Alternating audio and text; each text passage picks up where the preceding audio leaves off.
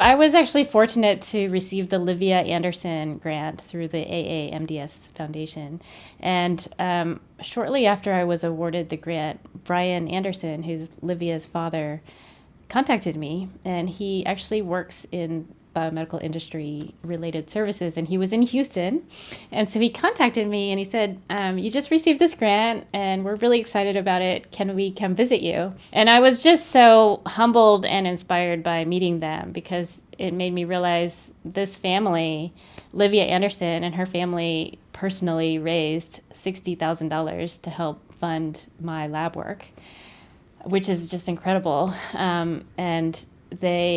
she had a personal experience with aplastic anemia, and her life was saved by horse ATG and by biomedical research efforts. And so the family really understands the importance of biomedical research in translating to clinical solutions. And I can just tell you that there's nothing more powerful or inspiring for a lab than to get to meet the people that you're hoping to help. And so not only was the money helpful to us to make our research continue, but just the renewed sense of purpose, and the inspiration that we got from really meeting them, and knowing that the reason we come to work every day is really to help people and to help develop better solutions to these diseases. When you're first starting out, first opening your own lab, there's a lot of uncertainty, and it's hard to get NIH-funded grants so early in your career. And so it was really at a pivotal time for me when I needed some funding to help me gather the preliminary data that I needed for more NIH funding, and also to gain a little confidence that this is a grant from a foundation with really well-recognized experts who serve on the review committee, and to have that award and to know that well-recognized experts in the field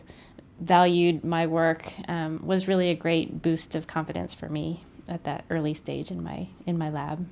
The grant is really about studying the particular proteins that we have found that are induced by interferon gamma signaling, and what those proteins do to hematopoietic stem cells, and how they can